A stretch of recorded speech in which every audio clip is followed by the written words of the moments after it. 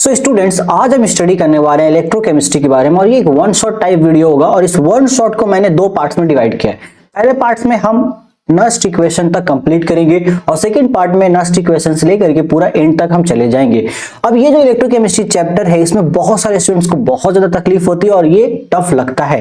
And even physical chemistry का class 12 का ये one of the toughest chapter students को लगता है, क्योंकि इस चैप्टर में रिडॉक्स रिएक्शन जैसी जो चीजें आती हैं जहां पर ऑक्सीडेशन नंबर और रिडक्शन नंबर यानी कि ऑक्सीडेशन कैसे होता है, रिडक्शन कहां हो रहा है, ये समझने में बहुत स्टूडेंट्स को प्रॉब्लम आती है। हालांकि बहुत सारे स्टूडेंट्स इसको बहुत आसानी से टैकल कर लेते हैं, but majority of the students यहाँ पे फंस जाते हैं और जो इस चीज को पार कर लेते हैं उनके लिए अगली चुनौती ये आती है कि सर इलेक्ट्रोकेमिकल सेल जो है उसमें दो तरह का सेल कैसे है, एक गैल्वेनिक सेल है, एक इलेक्ट्रोलाइटिक सेल है हमारे पास, ये दोनों सेल में क्या बेसिक डिफरेंस है। और मेनली जो बच्चे फंसते हैं वो फंसते हैं रिप्रेजेंटेशन ऑफ अ सेल का, मतलब एनोड किधर है, कैथोड किधर है, एक में एनोड इधर हो जाता है, एक में कैथोड इधर हो जाता है, दूसरे में हम उल्टा कर देते हैं, कैथोड इधर है एनोड इधर है, आखिर चल क्या रहा है, ये चीजें समझ नहीं आती है। तो इन सारे कंफ्यूजन्स को आज के लेक्चर में क्लियर कर लेंगे और ए टू जेड एकदम बेसिक से ऐसा आपको पढ़ाऊंगा कि इसके बाद आपको इलेक्ट्रोकेमिस्ट्री के बारे में और कोई लेक्चर नहीं देखने की जरूरत पड़ेगी,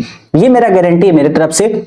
बाकी आपको यह समझना होगा कि आपको यहां से क्या करना है। अपने तरफ से आपका एक सिंपल एफर्ट होना चाहिए, कॉपी कलम लेके बैठिएगा, नोट्स जो भी होगा जो भी आपको स्क्रीन पे देखेंगे ये हम आपको अवेलेबल कराएंगे।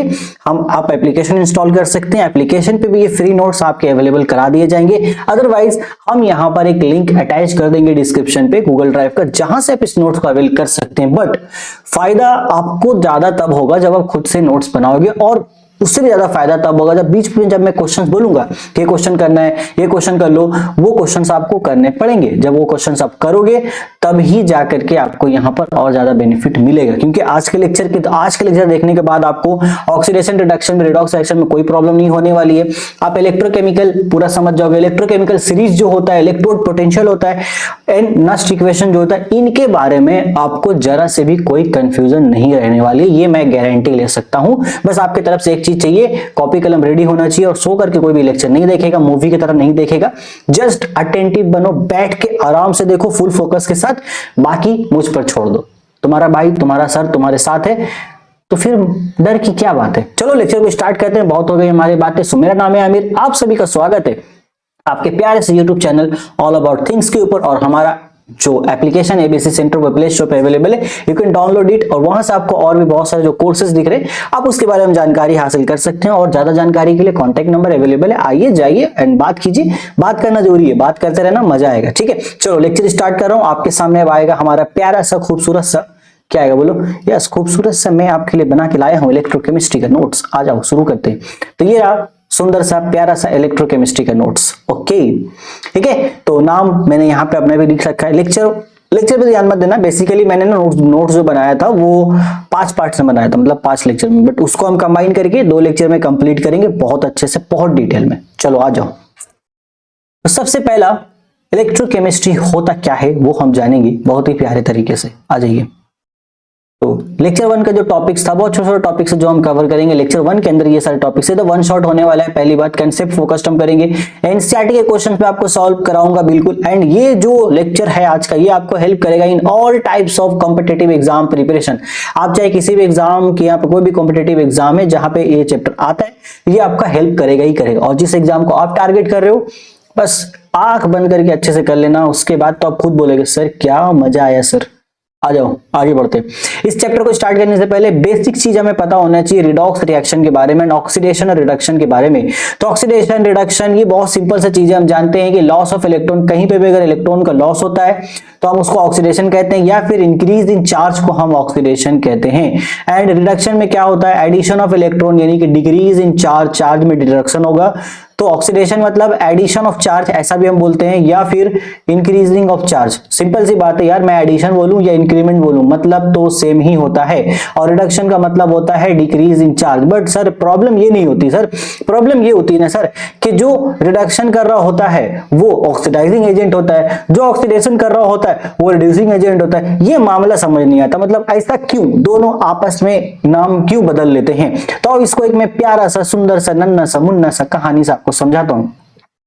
जस्ट सपोज, ओके, जस्ट मान लो, ठीक है, आपका एक दोस्त है, आपका एक फ्रेंड है, और उस फ्रेंड का नाम लिख रहे हैं तो बोले क्या नाम रखेंगे, चिंटू। तो आपका फ्रेंड है चिंटू और आप हो उसके जिगरी दोस्त मिंटू। तो अच्छी बात है, आपको कहीं से ये पता चल गया कि आपका जो फ्रेंड है चिंटू उसका बर्थडे आज, तो आप क्या करोगे, अब बर्थडे है तो बेल्ट लेके जाओगे और उसको पीटोगे, है ना। हाँ वो तो खैर एक काम रहता ही है बर्थडे पे, वो दोस्त को पीटना जरूरी है, चाहे बेल्ट से पीटो या किसी भी तरीके से। लेकिन दूसरा काम में ये है कि सर हमें तो इसकी बर्थडे पार्टी में जाना है सर, अपने को तो बर्थडे पार्टी चाहिए ना, बर्थडे पार्टी लेंगे तभी तो मजा आएगा ना, फ्री का खाना तो मजा आता है ना खाने में।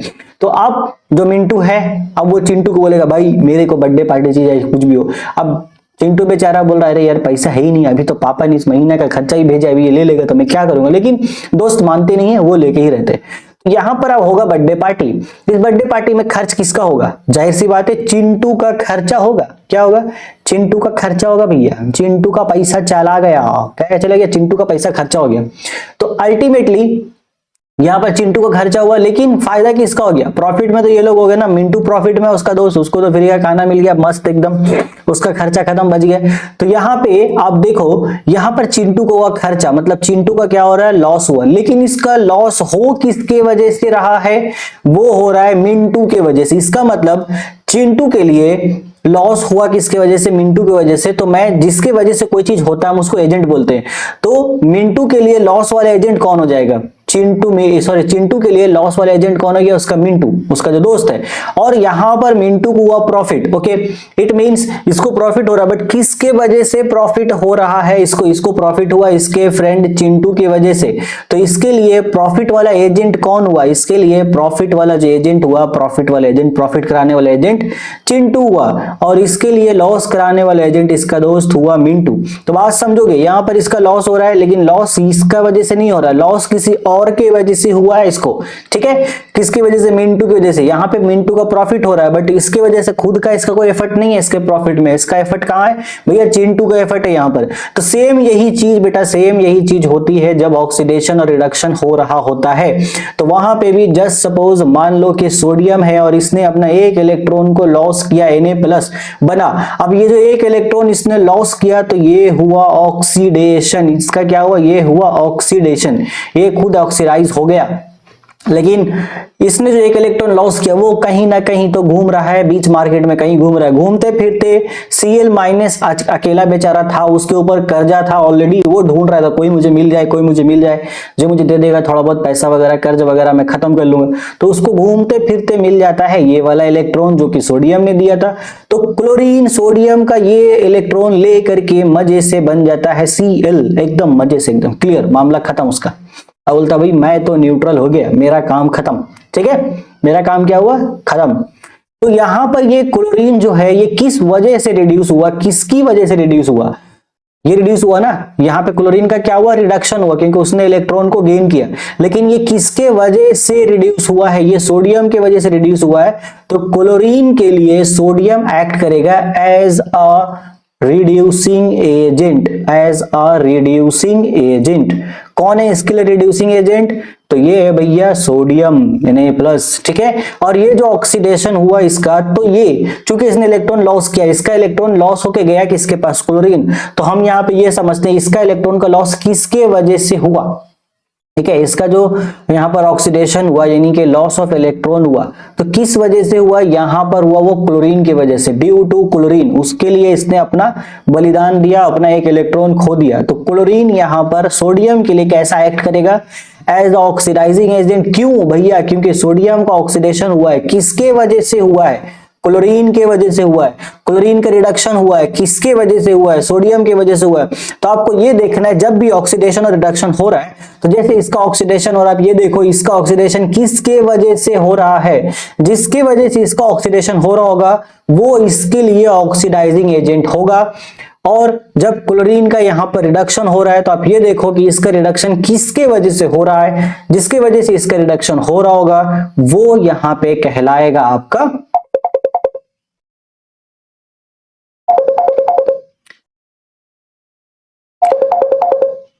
वो यहां पे आपका क्या कहलाएगा भाई, सो वो यहां पे आपका कहलाने वाला है ऑक्सीडाइज रिड्यूसिंग एजेंट, ठीक है। ये चीजें आपको ध्यान देके चलनी होगी, बहुत इंपॉर्टेंट है।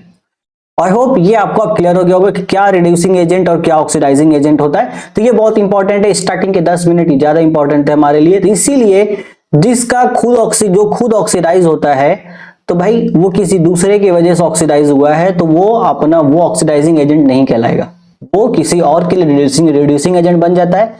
और जिसका खुद का रिडक्शन होता है वो किसी और के लिए ऑक्सीडाइजिंग एजेंट बन जाता है। आई होप अब ये आपको क्लियर रहा होगा, अब इसमें कोई भी कंफ्यूजन नहीं है। यहाँ पर और भी एग्जांपल्स है हमारे पास, आइए हम देख लेते हैं यहाँ पर एग्जांपल्स। आइए चलिए एग्जांपल्स देखते हैं। तो यहाँ पे देखना, पहला आपका कॉपर, जैसे कॉपर और यहाँ पर कौन है आपका aluminium 2Ag+।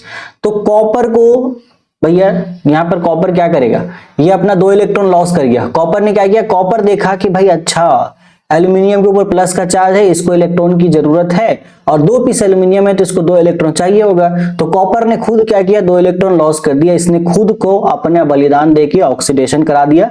Just like Chintu के जैसा उसने पैसा अपना खर्च कर दिया, और ये जो इलेक्ट्रॉन यहाँ से निकला वो इलेक्ट्रॉन इस एल्यूमिनियम ने लिया और वो गेन करके वो चला गया, Ag बन गया, मतलब अब उसके पास वो पैसा आ गया।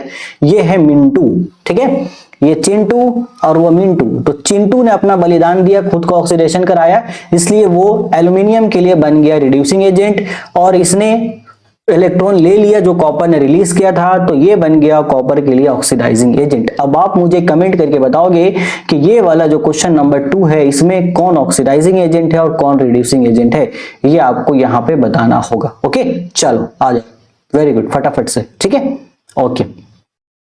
एंड अब ये हो गया। अब इसके बाद कुछ एक और पॉइंट इंपॉर्टेंट समझ देना कि कैसे कैसे हम चार्ज को तोड़ेंगे, वो आपको समझना है। जैसे कि भाई कॉपर जो होता है ना, तो कॉपर आपका Cu+ में भी एग्जिस्ट कर सकता है, Cu2+ में भी एग्जिस्ट कर सकता है। मान लो CuSO4 मेरे पास है, अब मैं इसको ब्रेक करके, तो आपको ये याद रखना है प्लस वाला Cu+ है, Cu2+ होगा। तो अगर मैंने यहां पर लिखा Cu2+, तो आप समझ जाना कि SO4 जो होगा वो 2- में जाएगा। क्यों? क्योंकि भाई जितना प्लस होता है उतना ही माइनस होता है। तो अगर ये 2+ मैंने लिखा है तो SO4 2- ही होगा।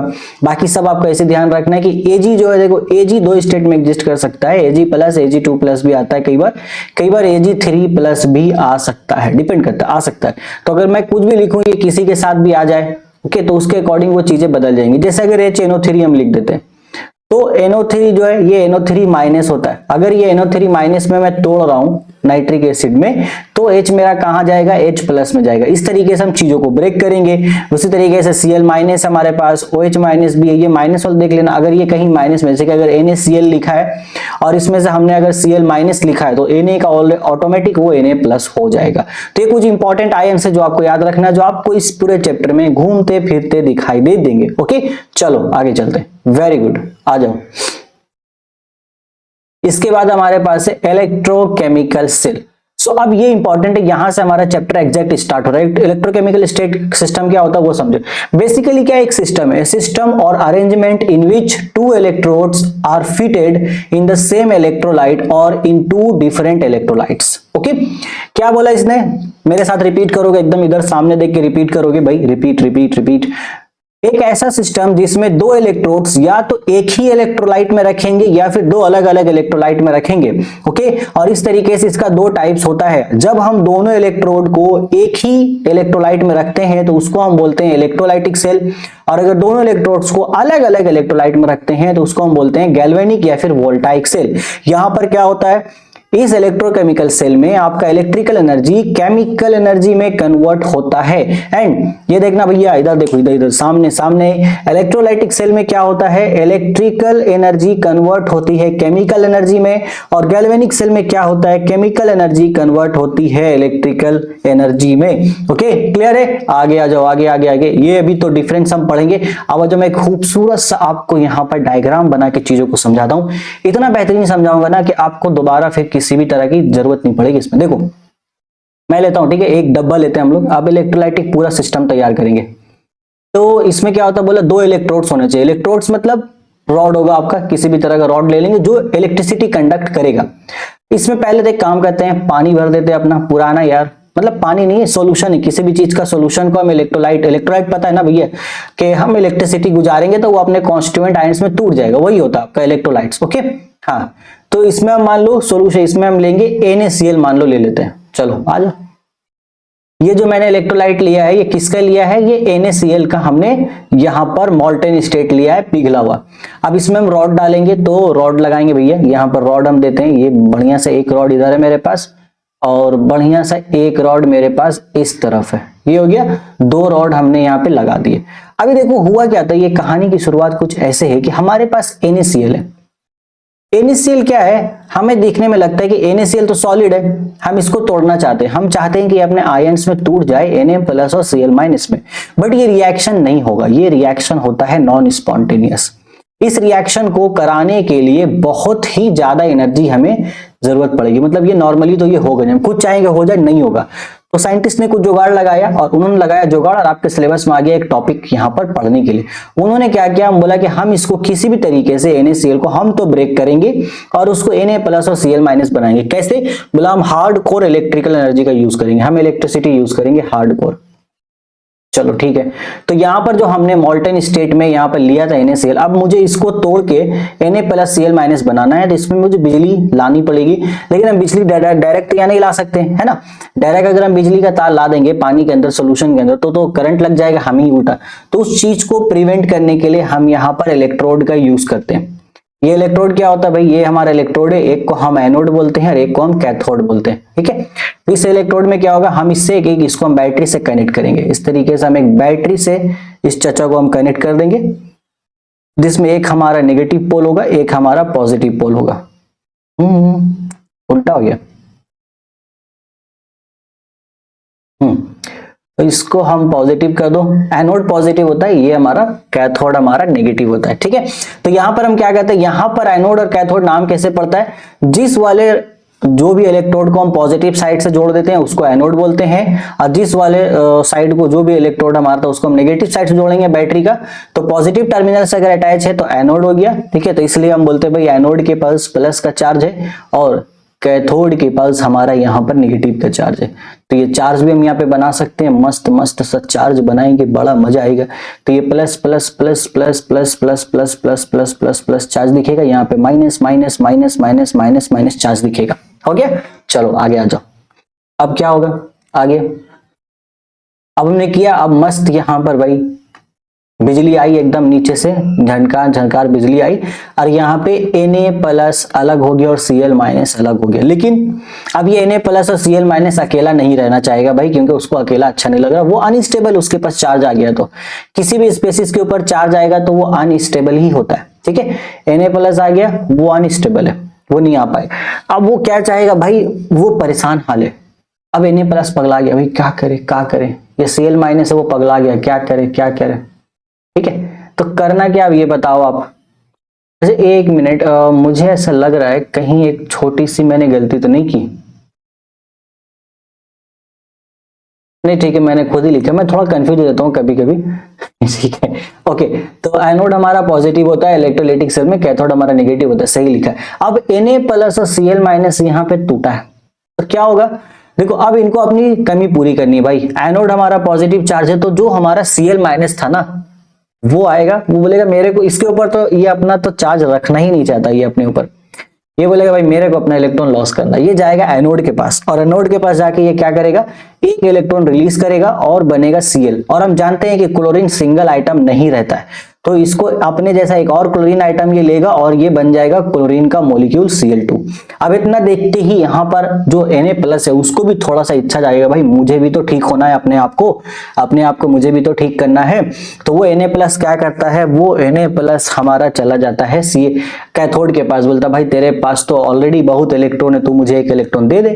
तो Na प्लस गया और वहां से एक इलेक्ट्रॉन उसने लिया और ये बन गया सोडियम, ठीक है। ये सोडियम ऐसा सिंगल एग्जिस्ट कर जाता, but chlorine single item exist नहीं करता, वो आपका जो क्लोरीन आइटम है ना, क्लोरीन मॉलिक्यूल्स में वो एग्जिस्ट करेगा पूरा, ये ध्यान देना आप, ये जरूरी है।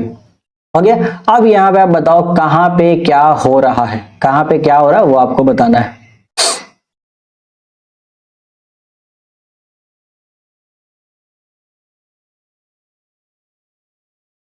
यहां पे क्या हुआ एनोड पे, अभी यहां पर क्लोरीन ने एक इलेक्ट्रॉन को क्या किया, लॉस किया। तो लॉस ऑफ इलेक्ट्रॉन का क्या मतलब होता है, रिडक्शन, ओके।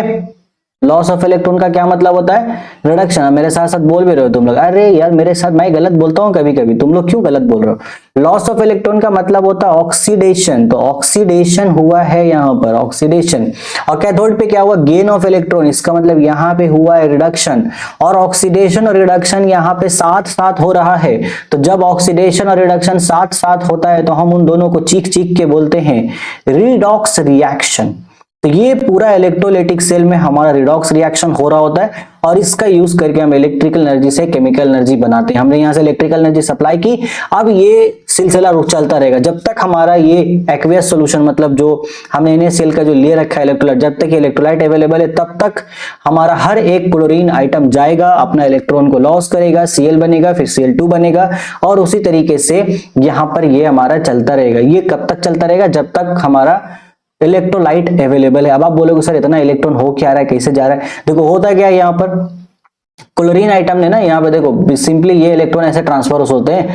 यहाँ देखना एक और डिफरेंट सा, मैं आपको अच्छा सा कलर लेता हूं जो आपको बहुत बेहतरीन सा यहाँ पर चीज आपको सिखा के जाएगा बबुआ, ठीक है? ध्यान दीजिएगा मेरी बातों को बहुत अच्छे से। तो यहाँ पे क्या होता है, देखो Cl माइनस क्या कर रहा था, Cl माइनस जो था वो आपका इसके पास गया ना, Na प्लस के पास, उसने अपना एक इलेक्ट्रॉन इसको दे दिया, ठीक है, एनोड पे।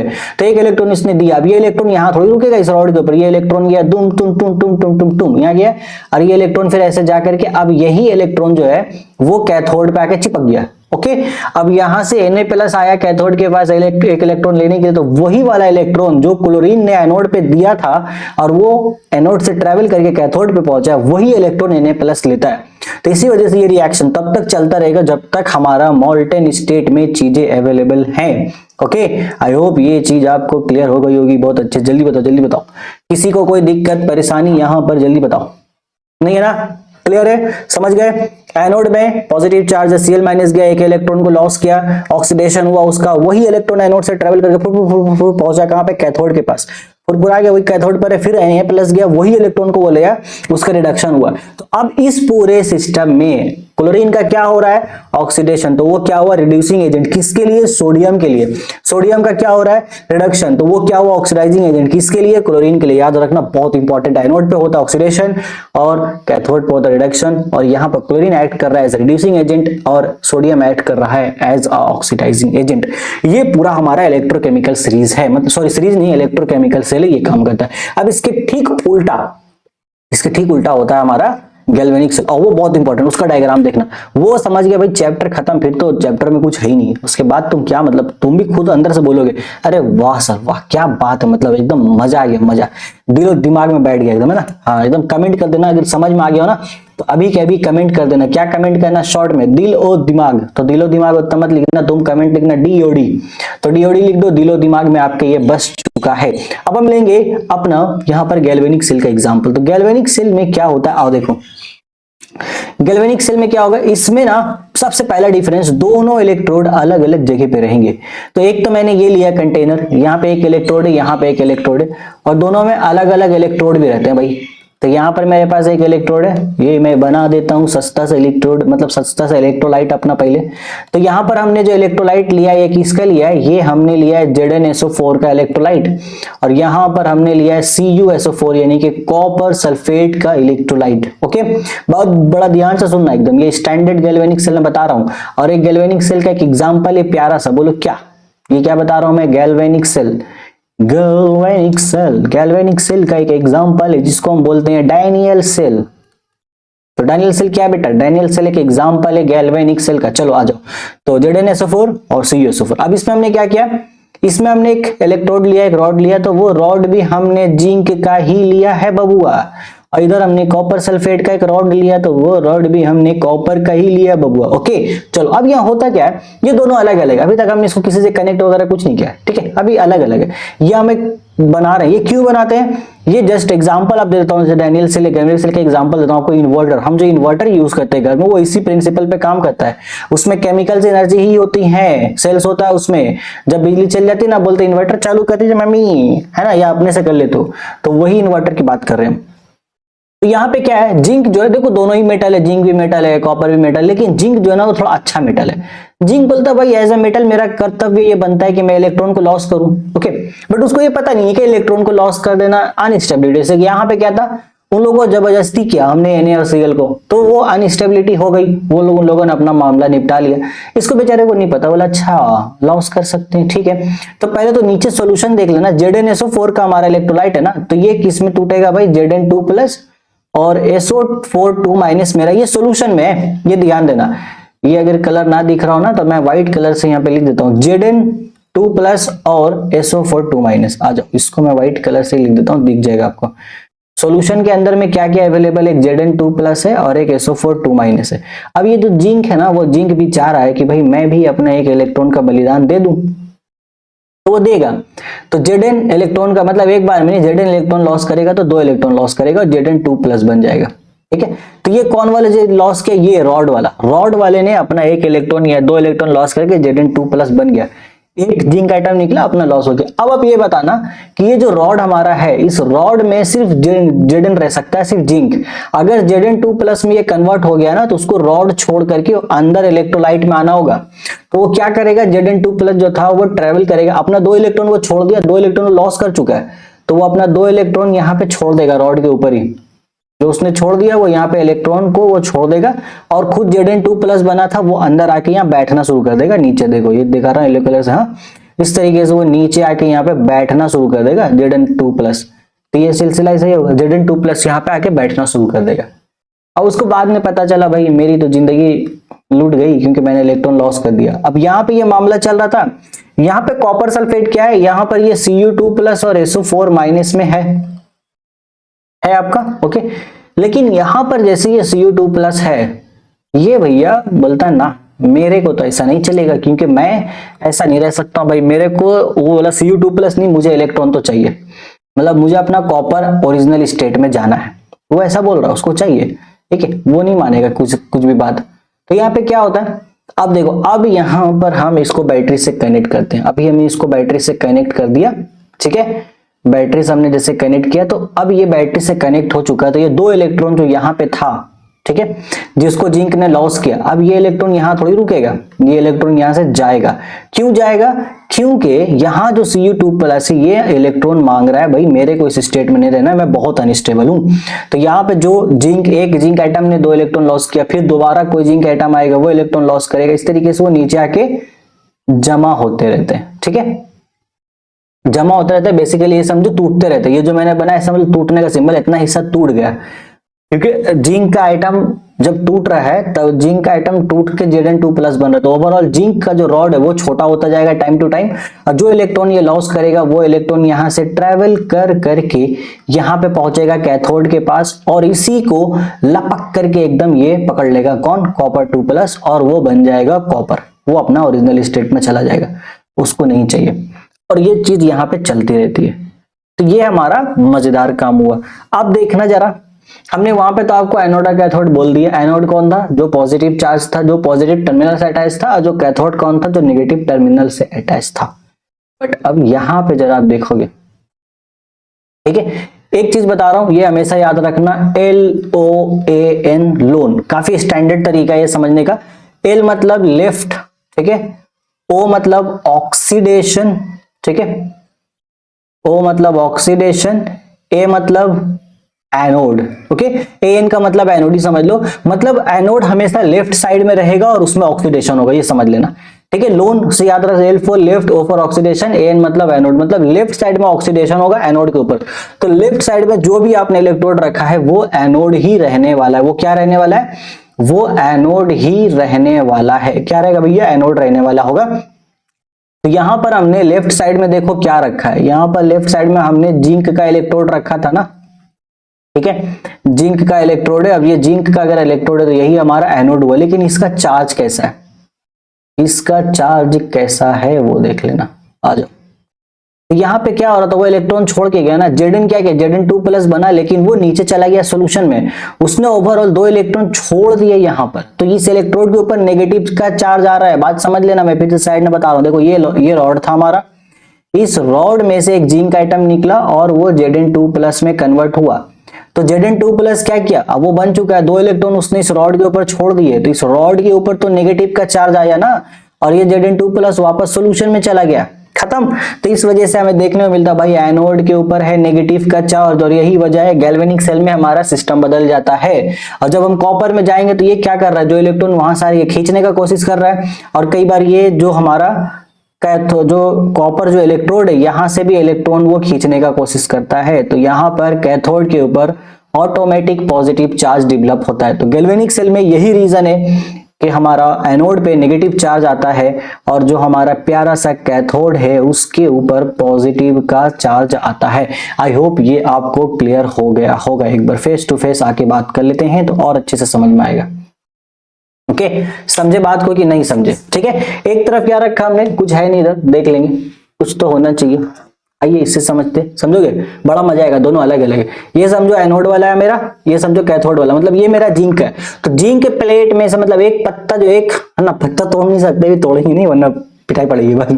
ठीक है, मान लो एक पत्ता ये टूटा, वो एक पत्ते को तुम समझो जिंक एटम, तो वो पत्ता टूट गया और वो पत्ता टूट के Zn2 प्लस बना, लेकिन उसने अपना इलेक्ट्रॉन यहीं पे छोड़ दिया भाई रॉड के ऊपर ही, तो रॉड पे नेगेटिव चार्ज आ गई है, लेकिन वो जाके नीचे बैठ गया सोल्यूशन में, खत्म।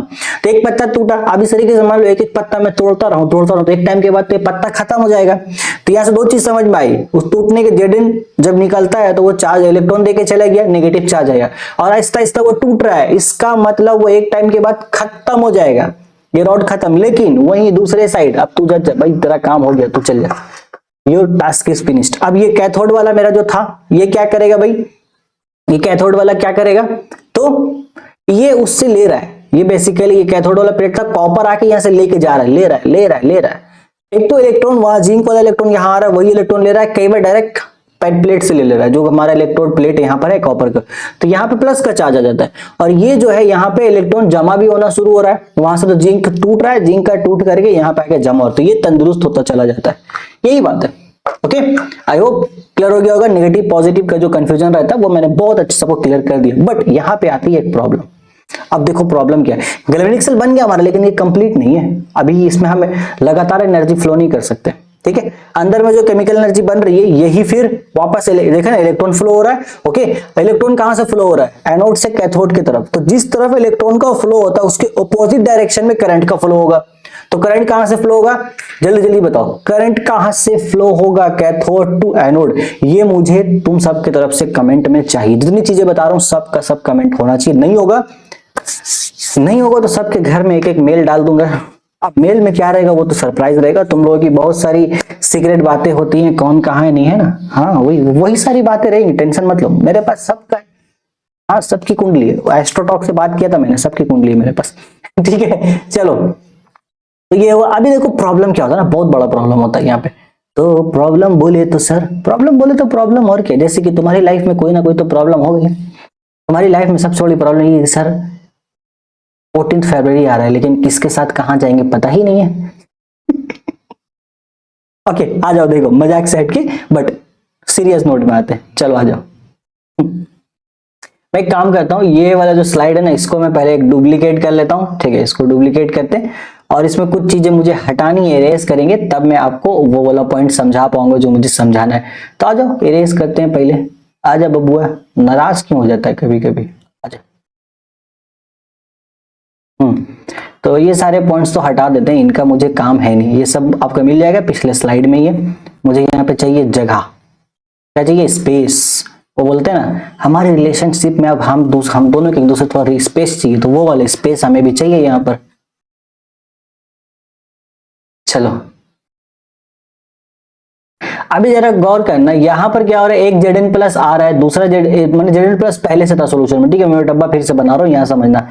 ऑलरेडी इस सॉल्यूशन में हमारे पास Zn प्लस तो थे, ये इलेक्ट्रोड तो बना ही लेता हूँ, Zn प्लस था ही यहाँ पर, Zn2 प्लस, और SO4 2 माइनस यहाँ पर है ये, और Zn प्लस यहाँ पर आके जमा होता जा रहा है। अब मान लो 2-3 ऐसा हो गया, तो भाई ऑलरेडी Zn प्लस था और Zn प्लस आ गया। अब आपको क्या लगता है इन चार्ज के बीच में क्या होगा, रिपल्शन नहीं होगा, होगा रिपल्शन, जाहिर सी बात है, जितना ज्यादा पॉजिटिव चार्ज यहाँ पर आ रहा है उतना ही ज्यादा वो रिपल्शन शो करेगा। तो अगर ऊपर से कोई दूसरा Zn प्लस अब आना चाहेगा, क्या वो आने देगा, नहीं सर नहीं आने देगा, क्योंकि भाई वो रिपल्शन शो करेगा। ठीक है, तो ऐसे क्या होगा, हमारा तो गैल्वेनिक सेल काम करना बंद कर देगा। यस सर, काम करना बंद कर देगा। तो इसको सॉल्व करने के लिए हम यहां पर इंट्रोड्यूस करते हैं सॉल्ट ब्रिज। अभी आपको दिमाग में दिमाग की बत्ती जली, अरे सर सॉल्ट ब्रिज, हाँ पढ़ा तो था, कुछ तो होता है यू शेप का, लेकिन काम का होता है वो नहीं समझ में आया आज तक। आज समझ में आएगा एकदम, दिमाग की बत्ती जली, सॉल्ट ब्रिज। यस, तो सॉल्ट ब्रिज हम यूज इसलिए करते हैं ताकि हमारा जो गैल्वेनिक सेल जो काम कर रहा है वो अच्छे से प्रॉपरली काम करता रहे, अदरवाइज काम होगा ही नहीं। क्योंकि यहां पर भाई जैसे जैसे पॉजिटिव चार्ज जमा होता रहेगा तो वो पॉजिटिव चार्ज फिर Zn और Zn2+ को नीचे आने देगा नहीं। अब वो नीचे ही नहीं आने देगा तो फिर कैसे चलेगा ना, मुझे तो चाहिए कि वो नीचे आता रहे, ठीक है, तो वो नीचे नहीं आने देगा तो गड़बड़ है। ये वाला हटा देते हैं, ये चाहिए नहीं, इसको हटा देते हैं, ये सब चीज तो उधर है ये। ओके चलो, तो ये मुझे चाहिए, इसको भी थोड़ा सा हटा ही देते हैं। आजा बाबू, आजा आजा आजा आजा, ये सब फिर से बना ले। तो यहाँ पर हम क्या करते हैं, यहाँ पर हम एक दिमाग लगाते हैं, हम बोलते देखो हमें करना क्या है, हमें बेसिकली ये करना होगा कि ज्यादा जो यहाँ पर जब Zn2+ जब ज्यादा हो जाए तो हमें कुछ ऐसा यहाँ पर नेगेटिव चार्ज देना होगा, नेगेटिव मटेरियल, जो इस Zn2+ को आपस में मैनेज कर दे। जैसे कि मेरे पास ज्यादा Zn2+ हो गया, अब इसके साथ मान लो Zn2+ को मैं Cl- दे दूं, तो ये दोनों कंबाइन करके क्या करेंगे, Zn बना लेंगे, अपना जिंदगी खुश है उन लोगों का, ठीक है। और यहाँ पे भी वही सेम काम होगा, यहाँ पे बार बार मान लो कॉपर अगर बन रहा है सेम चार्ज का, तो वो भी क्या करेगा, आपस में रिपल्शन शो करेगा, ढेर सारा होगा। तो यहाँ पर या तो ये नेगेटिव चार्ज, या तो बहुत से नेगेटिव चार्ज में ना, अब जैसे नेगेटिव वाला बहुत से नेगेटिव भी है, वो आपस में रिपल्शन करेगा। तो भाई तो उसमें क्या करें, जैसे Cu2+ है, ये भी रिपल्शन, तो इसके लिए हम क्या करेंगे, मान लो कोई नेगेटिव मटेरियल इसको दे देंगे, ठीक है। अब ये प्लस में है तो इसको नेगेटिव वाला आदमी चाहिए, जैसे कि मान लो Cu2+ है, इसको हम बोलेंगे भाई तू पोटाशियम ले ले, कुछ भी ले ले, तो उसको हम कुछ तो देंगे जो उसको मेंटेन करेगा, एक तरफ में पॉजिटिव जाके एक तरफ में नेगेटिव जाके। तो हम इसके लिए क्या कहते हैं, सॉल्ट ब्रिज का यूज करते हैं। तो यू शेप का हमारा सॉल्ट ब्रिज होता है, कुछ ऐसा हम बनाते हैं उसको, ये हमारा कुछ ऐसा दिखता है सॉल्ट ब्रिज। नहीं सर इतना गंदा नहीं होता, छी इतना गंदा थोड़ी होता है, हाँ ये ऐसा कुछ होता है, ऐसा कुछ होता है। इसके अंदर हम लेते क्या है, आ जाओ जरा पढ़ लेते हैं उसके बारे में, तो उसके बाद डिफरेंस समझाऊंगा मैं। ये आ जाओ, सॉल्ट ब्रिज, ओके ठीक है, आ जाओ। तो यहाँ तो काला कलर काम आएगा sir, black black black, okay. तो सॉल्ट ब्रिज क्या हो गया आपका, इनर्ट इलेक्ट्रोलाइट लेते हैं हम लोग, जैसे कि एग्जांपल तो बता रहा हूँ, इनर्ट इलेक्ट्रोलाइट में बहुत ऐसे कि KCl एक एग्जांपल ले लो, तो KCl ब्रेक होगा तो किस पे ब्रेक होता है, K+ में होता है, Cl- में होता है, ठीक है। अब अगर वहां पे Zn+ ज्यादा है, Zn2+ तो हम Cl- भेज देंगे। मान लो कॉपर प्लस में, कॉपर माइनस में ज्यादा हो जाता है वहां पर, या फिर कॉपर माइनस में ज्यादा नहीं हो जाता, ठीक है, वहां पे कॉपर को मेंटेन नहीं करते। बेसिकली यहाँ दूसरा सोल्यूशन में क्या हो रहा है, कॉपर तो चला ही है ना, वो अपने स्टेट में वापस आ गया, ये लोग उत्तरी रिपल्सन ही देते हैं, ठीक है। प्रॉब्लम यहाँ खड़ा होता है SO4 2- से। अब SO4 2- बहुत सारा है, SO4 2- बढ़ता जा रहा है ना, क्योंकि इस सॉल्यूशन में Cu2+ जितना था उतना ही SO4 2- था, बट Cu2+ Cu बन गया भाई, वो स्टेबल हो गया। अब SO4 2- दिक्कत देगा, तो इस SO4 2- के लिए हम K+ भेजते हैं, बेसिकली कॉपर के लिए नहीं भेजते। मैंने जो बोल दी थोड़ा सा गलत था, अभी करेक्ट है, ओके। तो यहाँ पे क्या करेगा, K+ और ये SO4 2- मिलके आपका पोटाशियम सल्फेट बना लेगा, बोलेगा भाई तू शांत बैठ, उन लोग को अपना काम करने दे, KOSO4, ओके। और अगर ये ज्यादा हुआ तो ये Zn2+ से रिएक्ट करके अपना 2 क्लोरीन अगर जाएगा तो ZnCl2 बनाएगा, सिंपल है, 2 क्लोरीन आइटम चला जाएगा, ZnCl2 बन जाएगा। यहाँ पे हो गया मेंटेन। तो ये इनर्ट लेते हैं, इनर्ट इलेक्ट्रोड मतलब वो कि दूसरे, ऐसा ना हो कि भाई रिएक्शन में जाकर खुद ही रिएक्शन करने लगे, नहीं, उसका काम बस ये करना है। इनर्ट इलेक्ट्रोलाइट लेते हैं, एग्जाम्पल KCl, और उसमें हम ऐड करते हैं अगर जेल है कि नहीं, उसको जेलेटिन भी बोलते हैं हम लोग। तो इनर्ट इलेक्ट्रोलाइट प्लस जेलेटिन, उसको ही अगर जेल भी हम बोला जाता है, जेल फॉर्म में होता है, बस मिक्स करते हैं, एक पेस्ट टाइप का बन जाता है। उस पेस्ट को हम यहाँ पे अंदर डाल के रख देते हैं। अब ये यू शेप का लेने का क्या मतलब है कि भाई यहाँ पे ना, जैसे इतना दूर में आधा KCl है, ये यू शेप रखने का मतलब यही है कि दोनों KCl आपस में भी ज्यादा ना दिक्कत दे, और अगर K सिर्फ यहां से हमारा पोटाशियम यहां नीचे जा सके, सॉरी क्लोरीन माइनस यहां पे नीचे जा सके, ऐसा ना हो कि वो ऊपर आ जाए। यहां से अगर Zn2+ अंदर आने लगे सोल्यूशन में तो भी दिक्कत, तो वो तो आएगा नहीं, क्योंककि वो अगेंस्ट द ग्रेविटी हो जाएगा, इनको ग्रेविटी सपोर्ट करेगा नीचे आने के लिए। इस सोल्यूशन से Zn2+ छलांग मार के ऊपर तो नहीं आ सकता, सेम वही यहां से SO4 2- ऊपर तो नहीं जा सकता। तो ये फ्लो मेंटेन करने के लिए इसको यू शेप का लिया जाता है। आई होप सब क्लियर हो गया होगा। आ जाओ और इसके फंक्शंस पढ़ लेते हैं भाई। क्या करता है, it connects the solution of two half cells and completes the cell circuit, it prevents transfer और diffusion of solution from one half cell to another, it keeps the solution in two half cells electrically neutral. Simple है, okay very good, यहाँ पे कुछ ज्यादा है नहीं। और अब आप एक बार डिफरेंस के बारे में चर्चा कर लेते हैं। ये हमारा गैल्वेनिक सेल कंप्लीट हो गया। अब ये सेल हमारा चलता रहेगा, जहां यहाँ पे Zn2+ ज्यादा हुआ Cl- आ जाएगा, यहाँ पे SO4 2- ज्यादा होगा तो आपका क्या आ जाएगा, यहाँ पे K+ आ जाएगा। वो लोग दोनों निपटा देंगे मामला। और इस तरीके से हमारा ये केमिकल एनर्जी से इलेक्ट्रिकल एनर्जी कन्वर्ट चलता रहेगा। ठीक है, याद रखना। अच्छा, ये एक चीज और मैं लिख देता हूं जो मैंने बोला था यहाँ पे, आई होप आपने नोट कर ही लिया होगा, लेकिन लिख लेना। इलेक्ट्रॉन का फ्लो कहाँ हो रहा है, ये गैल्वेनिक सेल की बात हो रही है। ओके, इलेक्ट्रॉन का जो फ्लो है वो कहाँ हो रहा है, वो हो रहा है एनोड टू कैथोड। तो करंट का फ्लो कहाँ होगा, इसका ऑपोजिट डायरेक्शन में। करंट कहाँ फ्लो करेगा, इसके ऑपोजिट डायरेक्शन में फ्लो करेगा, यानी कि कैथोड टू एनोड में करंट हमारा फ्लो करेगा। क्लियर है, वेरी गुड। आगे चलो, सॉल्ट ब्रिज का कंसेप्ट भी समझ लिया, थोड़ा डिफरेंस समझ लेते हैं। आइए, तो इलेक्ट्रोलाइटिक सेल में क्या होता है, सबसे तो पहला डिफरेंस, यहाँ पर इलेक्ट्रिकल एनर्जी कन्वर्ट होता है केमिकल एनर्जी में, और गैल्वेनिक सेल में केमिकल एनर्जी कन्वर्ट होता है इलेक्ट्रिकल एनर्जी में। ये एक non spontaneous reaction is made to takes place. हमने आपको बताया था NaCl था, वो नहीं टूटना चाहता भाई, नॉन स्पॉन्टेनियस वो होता है। लेकिन ये क्या है, ये स्पॉन्टेनियस रिएक्शन ही जो होता है, क्योंकि जिंक एक अच्छा मेटल है, वो इलेक्ट्रॉन लॉस करना चाहता है, वहां से रिएक्शन शुरू हो जाता है। इसके बाद ये हमारा, अच्छा पहला पॉइंट तो ये देखो, तीसरा पॉइंट देखो, तीसरा क्या है, इलेक्ट्रोलाइटिक सेल में एनोड पॉजिटिव होता है, कैथोड नेगेटिव होता है। क्यों, क्योंकि भाई हमने जिस रॉड को पॉजिटिव टर्मिनल से जोड़ा था उसको एनोड बोला, और जिसको हमने नेगेटिव टर्मिनल से जोड़ा वो हमने कैथोड बोला। तो ध्यान रखना, इलेक्ट्रोलाइटिक सेल में हम पॉजिटिव और नेगेटिव कैसे डिसाइड करते हैं, पॉजिटिव एनोड और नेगेटिव कैथोड, इस बात से डिसाइड करते हैं कि बैटरी का टर्मिनल से कौन अटैच है। यहाँ पर बैटरी का टर्मिनल मैटर करता है। ठीक है, बैटरी का टर्मिनल मैटर करता है बबुआ लोग, समझे कि नहीं। हाँ सर समझ गए, बहुत बढ़िया, दिमाग में घुस गया, दिलो दिमाग में उतर गया। तो बस कमेंट में आपको लिख देना है DOD, दिलो दिमाग में उतर गया, एकदम लिख दो। इसके बाद यहाँ क्या होता है, यहाँ एनोड नेगेटिव होता है। क्यों, क्योंकि अभी बताया हमने, जो जिंक होता है अपना Zn2+ बनता है, 2 इलेक्ट्रॉन मतलब अपना पाप छोड़ करके यहाँ चला जाता है खुद नीचे अय्याशी करने के लिए, और कैथोड भैया वो छीनता रहता है वहां से, तो उसके पास पॉजिटिव चार्ज आ जाता है, क्योंकि कैथोड में कौन छीन रहा है, कॉपर। तो ये भी डिफरेंस आपको समझ में आ गया। आगे देखो, यहाँ पर क्या होता है, हाँ इलेक्ट्रोलाइटिक सेल में एक ही इलेक्ट्रोलाइट में दोनों होते हैं। देखो इलेक्ट्रोलाइटिक सेल कौन था, यहाँ पे देखो, दोनों इलेक्ट्रोलाइट, दोनों इलेक्ट्रोड एक ही में, लेकिन गैल्वेनिक सेल में दोनों अलग अलग होते हैं। ये दूरी सही नहीं जाती है सर, है ना, वही वाली दूरी इनकी। इलेक्ट्रोड्स यहाँ पे डिफरेंट हो गए। यहाँ पर क्या होता है, discharging take place at both electrodes. यहाँ पे होता है discharging take place only at cathode. अरे ये पॉइंट तो बहुत मजेदार है भैया, और इसको यहीं पे समझ लेते हैं। वैसे देखो ये थोड़ा याद करना, यहाँ पे क्या हो रहा था एनोड में, ये वाले में समझते हैं।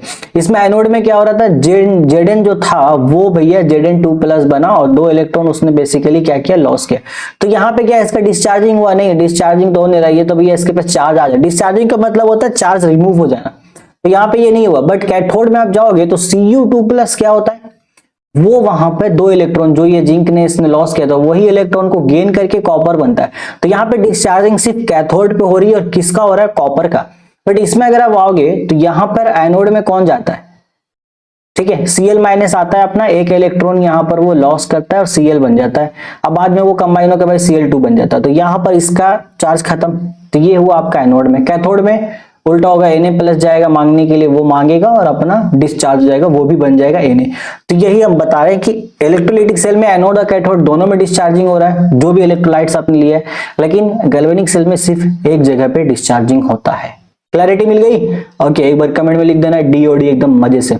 चलो इसके बाद एक टॉपिक आता है रिप्रेजेंटेशन ऑफ सर। सेल तो हमने बना लिया सर, गैल्वेनिक सेल हमने बना लिया, इलेक्ट्रोलाइटिक सेल हमने बना लिया। अब सेल का हम रिप्रेजेंटेशन कैसे करेंगे, बहुत आसान बता रहा हूं, बहुत आसान तरीके से एकदम। लेफ्ट, मैंने तो पहले ही बोल दिया ना, लेफ्ट साइड में आपका एनोड रहेगा, तो लेफ्ट साइड में आपको एनोड का रिएक्शन दिखाना जो भी होगा, और ये 2 को डंडी हम खींचेंगे, मतलब 11 नंबर के जैसा। ये रिप्रेजेंट करेगा किसको, बोलो किसको रिप्रेजेंट करेगा, बोलो रे बाबा किसको रिप्रेजेंट करेगा, बैटरी को या सॉल्ट ब्रिज को, किसको रिप्रेजेंट करेगा बोलो तो। ये मैं एक क्वेश्चन में आप लोगों के लिए छोड़ के जा रहा हूं, किसको रिप्रेजेंट करता है ये, मैं आप लोगों के लिए छोड़ रहा हूं कि बैटरी को रिप्रेजेंट करेगा या सॉल्ट ब्रिज को रिप्रेजेंट करेगा। फिलहाल मैं बोलता हूं, चलो मैं मान के चलता हूं ये सॉल्ट ब्रिज को रिप्रेजेंट कर रहा है, ठीक है, मैं मान के चलता हूं। गलत हुआ तो आप बताना मुझे, ये आपके लिए क्वेश्चन है। तो राइट, लेफ्ट में हमारा एनोड का रिएक्शन दिखाना है, राइट में अपने को कैथोड का रिएक्शन दिखाना है, बात खत्म। ओके। और अगर ये सॉल्ट ब्रिज है, इसका मतलब हम लोग किसका रिप्रेजेंटेशन कर रहे होंगे, ठीक है, गैल्वेनिक सेल का। और अगर ये बैटरी है तो जनरली कोई भी सेल हो सकता है। ओके, तो जनरली हम लोग यहाँ से बैटरी का ही हम लोग ये सिंबल देखा था, बैटरी लगा एक एनोड है, बैटरी लगा कैथोड। हो गया एग्जाम्पल 1, जैसे जिंक से Zn2+ गया तो हमने दिखाया, यही तो था ना हमारे पास। जैसे कि आप ले लो इसका एग्जाम्पल, अगर मुझे ये वाला सेल रिप्रेजेंट करना होगा, ये वाला सेल मुझे अगर रिप्रेजेंट करना है, तो लेफ्ट साइड में मुझे एनोड का रिएक्शन दिखाना है, तो हम कैसे करेंगे, लेफ्ट साइड में एनोड का रिएक्शन मतलब Zn था पहले, जिंक कन्वर्ट किस में, एरो यहाँ पे ऑब्लिक देंगे, इसका मतलब जिंक कन्वर्ट हो रहा है, इसका मतलब वही है Zn2+। देन ये हम सिंबल दे देंगे बैटरी के लिए। इसके बाद हम क्या करेंगे, लेकिन आप कमेंट करोगे ये सिंबल का मतलब बैटरी है या फिर सॉल्ट ब्रिज है। मैं फिलहाल अभी बैटरी मान के चल रहा हूं, ठीक है। और इसके बाद आपको कैथोड का रिएक्शन लिखना है। कैथोड में कौन था, Cu2+ था, ऑब्लिक वो किस में चेंज हुआ, कॉपर में। बस सिंपल, खत्म, इतना ही है और कुछ नहीं है इसमें। ओके, सामने आ जाओ, समझ लेते हैं। समझ में आया रिप्रेजेंटेशन, बहुत सिंपल सी चीज है भाई।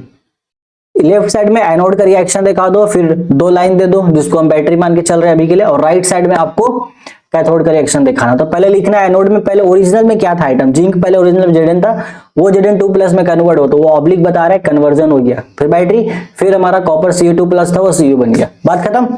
पैसा हजम नहीं सर, पैसा कैसे हजम होगा, खाया ही नहीं कुछ अभी, कोई बात नहीं, हो जाएगा, सब करा देंगे। आगे आ जाओ।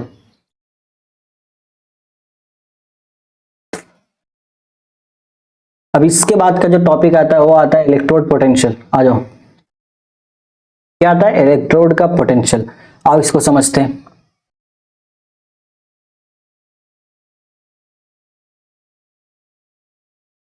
देखो फिर से हम अपना 2 प्यारा प्यारा सा डब्बा बनाएंगे।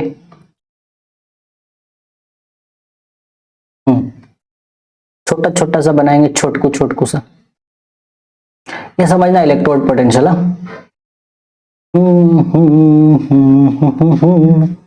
यहाँ भैया इसके पास भी इलेक्ट्रोड था, यहाँ पे भी इलेक्ट्रोड था, और पानी तो खैर है ही है, तो पानी उतना भी जरूरत नहीं है इसको समझने के लिए। ये हम गैल्वेनिक सेल का ही एग्जांपल ले रहे हैं। ओके, गैल्वेनिक सेल से ही हम इसको समझेंगे। तो यहाँ पे मेरे पास था कौन, यहाँ पे मेरे पास था जिंक। तो जिंक ने क्या किया, अपना 2 इलेक्ट्रॉन लॉस किया, वो बना Zn2+। फिर वो Zn2+ क्या हुआ, वो नीचे आ गया, थोड़ा सा जिंक हमारा टूट गया, वो Zn2+ क्या हुआ, नीचे चला गया, और यहाँ पर 2 इलेक्ट्रॉन उसका जमा हो गया। ओके, इस तरीके से और भी आ सकता है। तो यहाँ पे देखना, जब ये प्रोसेस हो रहा होता है, यहाँ पे क्या हुआ, ऑक्सीडेशन हुआ सिंपली। तो एनोड के ऊपर जब ऑक्सीडेशन हो रहा होता है, तो यहां पर एक डिफरेंस क्रिएट होता है, पोटेंशियल का डिफरेंस बनता है, किसके किसके बीच में, इलेक्ट्रोलाइटिक सॉल्यूशन और इलेक्ट्रोड के बीच में। व्हाट आई से, क्या मैंने कहा, जरा ध्यान से देखोगे, यहां पर डिफरेंस क्रिएट हो रहा है, डिफरेंस क्रिएट हो रहा है, ठीक है, डिफरेंस क्रिएट हो रहा है। किसके किसके बीच में हो रहा है, बिटवीन इलेक्ट्रोलाइटिक सॉल्यूशन, ठीक है, बिटवीन इलेक्ट्रोलाइटिक सॉल्यूशन, जो इलेक्ट्रोलाइटिक सॉल्यूशन है, एंड इलेक्ट्रोड। तो इलेक्ट्रोलाइटिक सॉल्यूशन और इलेक्ट्रोड के बीच में जब एक पोटेंशियल डिफरेंस क्रिएट हो जाता है, तो ये जो पोटेंशियल डिफरेंस क्रिएट हो रहा है इलेक्ट्रोलाइटिक सॉल्यूशन और इलेक्ट्रोड के बीच में, इन्हीं को हम प्यार से कहते हैं इलेक्ट्रोड पोटेंशियल।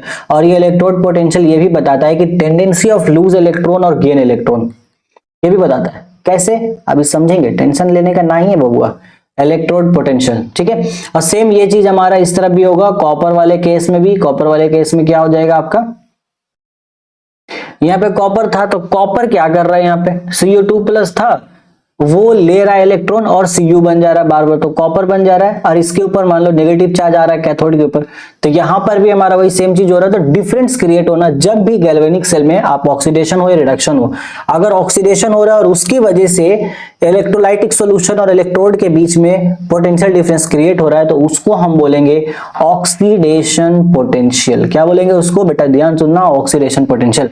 और अगर रिडक्शन हो रहा है कैथोड पे, ठीक है, रिडक्शन की वजह से अगर यहां पर कैथोड इलेक्ट्रोड और इलेक्ट्रोलाइटिक सॉल्यूशन के बीच में पोटेंशियल डिफरेंस क्रिएट हो रहा है, तो उसको हम कहेंगे रिडॉक्स पोटेंशियल, मतलब redox electrode potential. Okay, redox potential,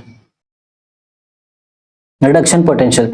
तो ऑक्सीडेशन पोटेंशियल को हम दिखाएंगे E for electrode potential, OX मतलब ऑक्सीडेशन, तो इलेक्ट्रोड पोटेंशियल एट ऑक्सीडेशन या फिर ड्यू टू ऑक्सीडेशन, और इलेक्ट्रोड पोटेंशियल एट रिडक्शन यानी कि OR, तो ये हो जाएगा आपका electrode potential due to reduction potential. Okay, reduction मतलब ड्यू टू रिडक्शन के द्वारा जो हो रहा है। खत्म बात। अभी यहां से मैं EMF का कंसेप्ट इंट्रोड्यूस करूंगा आपको, बहुत बेहतरीन सा कंसेप्ट EMF का, वो इंट्रोड्यूस करेंगे। आ जाए, करेंगे, चलिए कर देते हैं सर।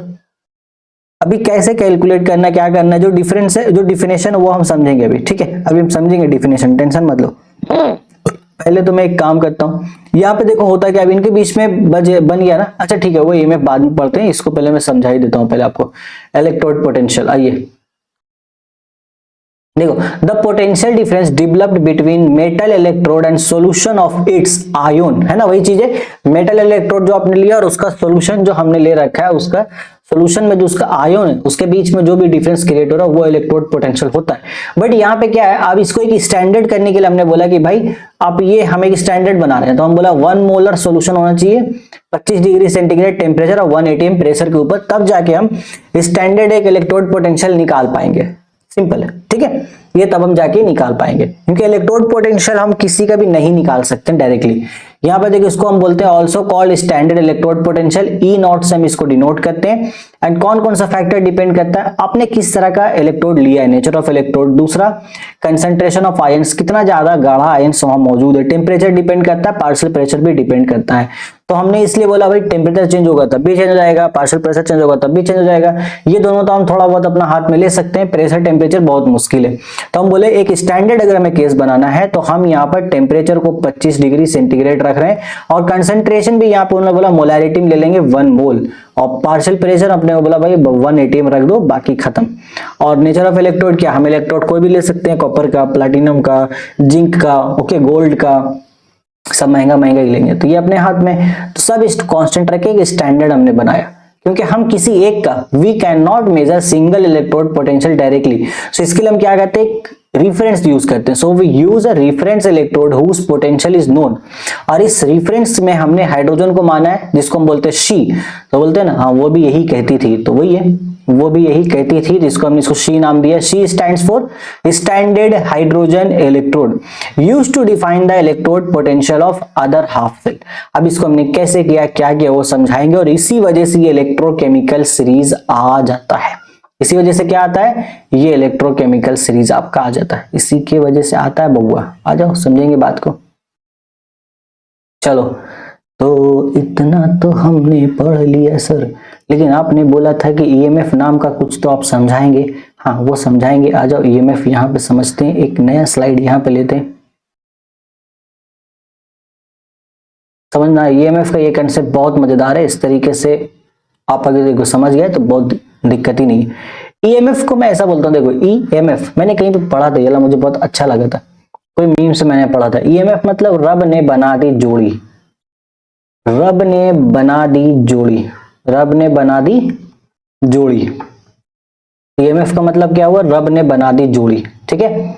अब ये कैसा जोड़ी है, किनके किसके बीच में जोड़ी बन रहा है, तो आ जाओ, तुम्हारा जोड़ी तो खैर रब ने पहले बना रखा है, लेकिन तुम किसी और जोड़ी के पीछे जा रहे हो, किसी और की जोड़ी खराब करने के लिए। तो वैसा मत करो, जिंदगी में बहुत दुख तकलीफ है, बहुत सब किसी की जिंदगी में, तुम एक्स्ट्रा दुख तकलीफ मत दो किसी और को, ओके। चलो, ये सब सुनकर तो मजा बहुत आता है, तुम लोग मुंह छुपा छुपा के हंस रहे हो एकदम तकिया के पीछे। हाँ, नहीं सर, मेरे पास तकिया तो नहीं है, मैं कॉपी में ही मुंह छुपा रहा हूँ, है ना। हाँ, सही सही, जैसे भी हो मुंह छिपा लो। देखो यहाँ पे वो क्या रहा था, ये हमारा जिंक वाला था, तो यहाँ पर Zn2+ बन रहा था, यहाँ पर कॉपर बन रहा था भैया। तो यहाँ पे क्या हो रहा था, आप जरा ध्यान देना, यहाँ पे ये इलेक्ट्रोलाइटिक सॉल्यूशन और इलेक्ट्रोड के बीच में तो एक डिफरेंस क्रिएट हो ही रहा था, यहाँ पे वो सेम चीज हो रही थी। बट ध्यान अगर हम देंगे तो हमें पता चलता है कि यहाँ पे ये जो हमारा इलेक्ट्रोड है, यहाँ पे प्लस का चार्ज डेवलप हो रहा है ना, सिंपल सी बात है। यहाँ पे प्लस का चार्ज डेवलप हो रहा था, और यहाँ पे कैथोड में क्या हो रहा था, नेगेटिव का चार्ज डेवलप हो रहा था। इसका मतलब इन दोनों के बीच में तो एक पोटेंशियल क्रिएट हो रहा है ना, दोनों इलेक्ट्रोड के बीच में पोटेंशियल क्रिएट हो रहा है, यस सर हो रहा है। तो इन दोनों इलेक्ट्रोड के बीच में अगर पोटेंशियल क्रिएट हो रहा है, पोटेंशियल डिफरेंस, तो हम यहाँ से करंट नहीं बहा सकते हैं? बिल्कुल बहा सकते हैं सर। अगर हम इसको एक वायर से जोड़ दें, एक ठीक है, एक बैटरी, एक पूरा बैटरी नहीं लगाएंगे यहाँ पे, बैटरी नहीं, यहाँ पे हम क्या करेंगे, मान लो एक बल्ब हमने लगा दिया, ठीक है, एक बल्ब हमने लगा दिया, उसको हमने जोड़ दिया, तो यहाँ से इलेक्ट्रॉन क्या करेगा, फ्लो करना स्टार्ट करेगा, जो भी इलेक्ट्रॉन रहेगा वो फ्लो करना स्टार्ट करेगा इस तरफ, और करंट हमारा इसके ऑपोजिट डायरेक्शन में फ्लो करना शुरू कर देगा, करंट ऑपोजिट डायरेक्शन फ्लो करना शुरू कर देगा और ये बल्ब जलने लगेगा, ठीक है। तो इस केस में जब यहां पर देखो जो ये पोटेंशियल डिफरेंस बन रहा था, ये जब हमने वायर कनेक्ट नहीं किया, ठीक है, वायर कनेक्ट करने से पहले ये जो पोटेंशियल डिफरेंस बन रहा था, इसका कुछ आपका पोटेंशियल था और इसका कुछ पोटेंशियल था, तो उस केस में इन दोनों के बीच का जो पोटेंशियल डिफरेंस था, उसी पोटेंशियल डिफरेंस को हम कहते हैं ईएमएफ। इसीलिए एनसीईआरटी में एक लाइन लिखी होती है कि भाई जब आपका जो सर्किट होता है ओपन होता है, यानी कि जब वो किसी एक्सटर्नल सर्किट से कनेक्ट नहीं होता हमारा बैटरी, उस टाइम पे उसका जो पोटेंशियल डिफरेंस है वो ईएमएफ है, क्योंकि उस बैटरी के अंदर ऑलरेडी दो टर्मिनल है, एक तरफ जिंक एक तरफ कॉपर है, और जिंक का अलग एक पॉजिटिव एक अलग पोटेंशियल है, कॉपर वाले प्लेट का एक अलग पोटेंशियल, दोनों के बीच में जो पोटेंशियल डिफरेंस है वही कहलाता है ईएमएफ। और जब हम इनको एक वायर से कनेक्ट कर देते हैं एक्सटर्नल सर्किट से, तो यहाँ से इलेक्ट्रॉन फ्लो शुरू हो जाता है, करंट बहना शुरू हो जाता है और जिंगल लहू बत्ती हमारी जलना शुरू हो जाती है। बस प्यारा से ही ईएमएफ है। ये ईएमएफ हम कैसे कैलकुलेट करते हैं, तो यार दो बहुत सारे तरीके हैं। एक तरीका तो ये है जो मुझे बहुत सिंपल लगता है ईएमएफ निकालने का, इलेक्ट्रोड पोटेंशियल एट ऑक्सीडेशन, ठीक है, ऑक्सीडेशन वाला इलेक्ट्रोड पोटेंशियल ले लो और इसको आप प्लस कर दो, ठीक है, इलेक्ट्रोड पोटेंशियल ऑफ रिडक्शन से, ये वाला, ठीक है। ये फिर एनसीईआरटी बुक अगर आप देखोगे तो उसमें कुछ ऐसा दिया रहता है ER माइनस EL करके ऐसा रहता है, बट आप ये भी ले सकते हो, ये भी चलेगा, ये आप कर सकते हो, ये मुझे सिंपल लगता है, ये भी है, ये भी समझा देंगे क्या है भाई। अब अगर मैं इसका निकालना चाहूँ, मान लो ये पूरा EMF इस सेल का, तो हम कैसे निकाल सकते हैं वो देखना। आई थिंक जहां तक मुझे याद है, ये कैलकुलेटेड डाटा है, कैसे कैलकुलेट हो गया है वो बताऊंगा। जिंक वाला जो इलेक्ट्रोड होता है, इसका जो ऑक्सीडेशन इलेक्ट्रोड पोटेंशियल आता है वो 0.76 आता है, कॉपर वाले का अराउंड 0.399 ऐसा आता है, हम 0.39 ले लेते हैं। अब अगर मैं इसका ईएमएफ निकालने जाऊं, तो इसका ईएमएफ निकालने के लिए मुझे क्या चाहिए, ऑक्सीडेशन हो रहा है एनोड पे, उसका ले लेंगे 0.76 प्लस कर देंगे 0.39, इसको ऐड करके एक बार देख लेते हैं तो कितना ही आ जाएगा, 9 6 कितना होता है, 9 6 15 का 5, एक हाथ में 7 और 3 कितना हो गया, 12 और एक 11, अरे यार एक मिनट, 7 और 3 10 और एक 11, ये हुआ। और इसमें आपको क्या करना होगा, ये डिजिट लगा देना, 1.15 अराउंड आ रहा है, ठीक है।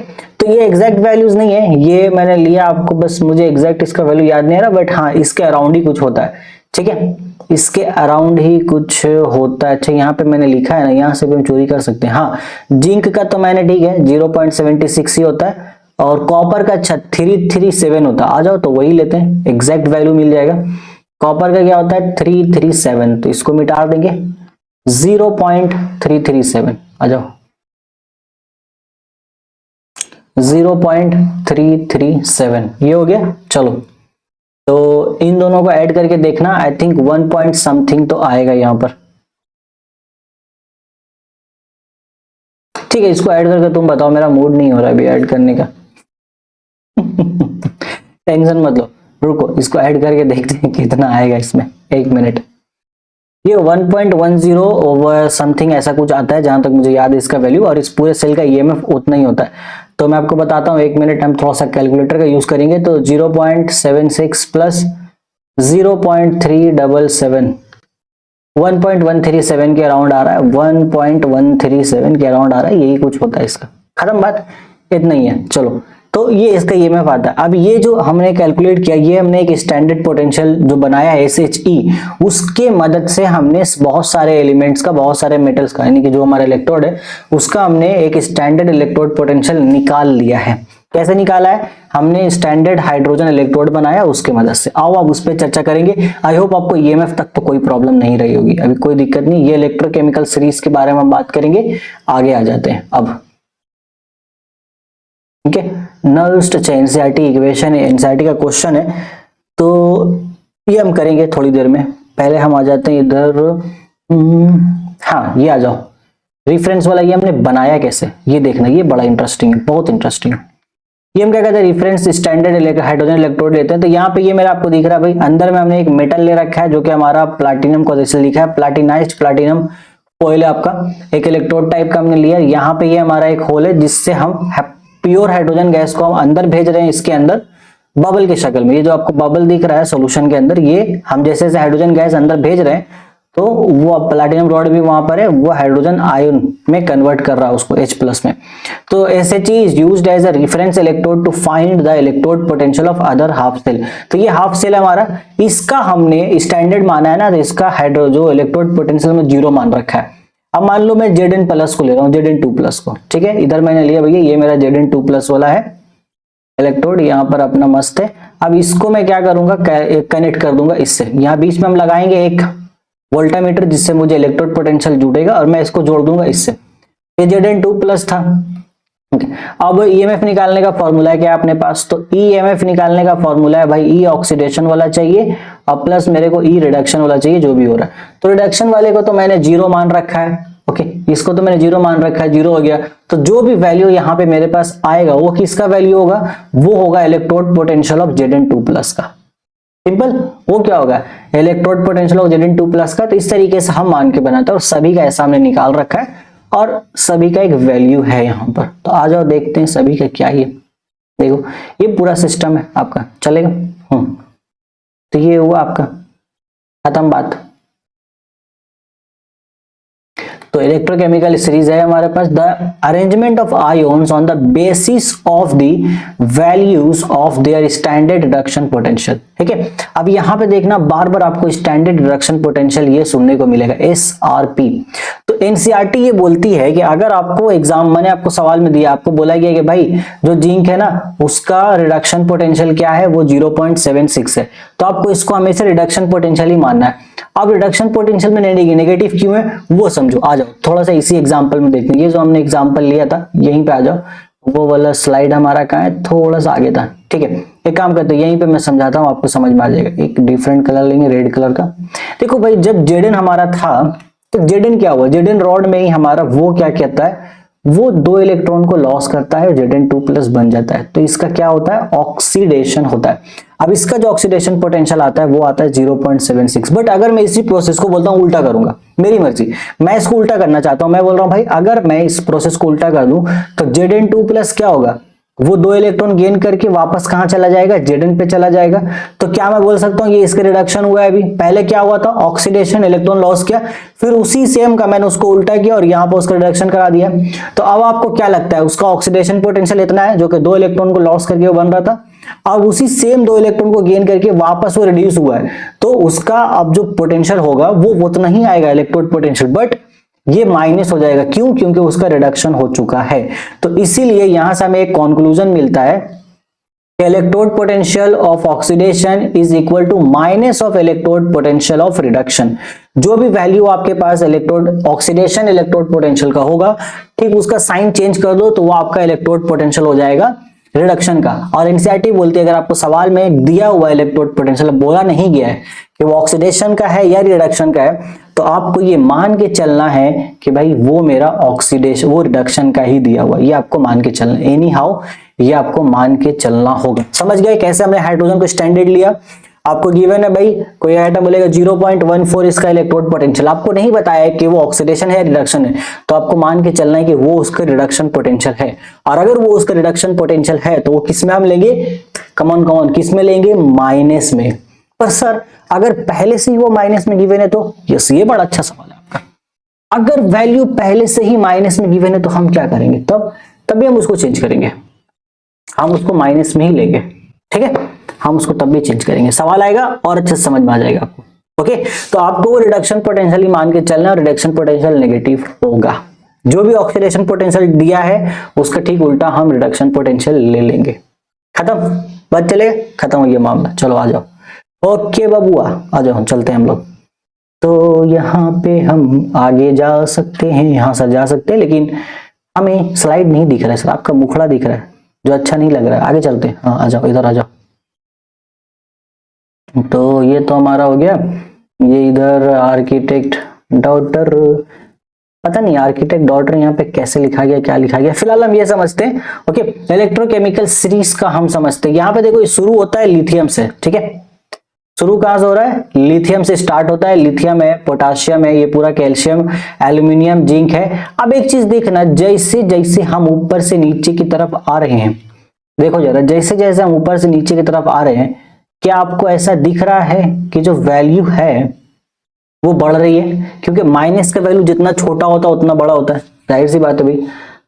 माइनस की वैल्यू यहाँ पर बढ़ रही है, -2 -10 से बड़ा होता है, पता है ना। तो -0.76 -3.05 से तो बड़ा ही होगा। तो नीचे आप जैसे जैसे आ रहे हो आपको इतना दिख रहा है, और यहाँ देखो ऊपर में लिख भी क्या रहा है, लोवेस्ट स्टैंडर्ड रिडक्शन पोटेंशियल, यानी कि ऊपर में एकदम लोएस्ट वाला है आपका नेगेटिव एसआरपी, मतलब स्ट्रॉन्ग रिड्यूसिंग एजेंट। बट ये आपको समझना होगा, ठीक है। ये खैर अभी देखो वो तो मैं बता दूंगा।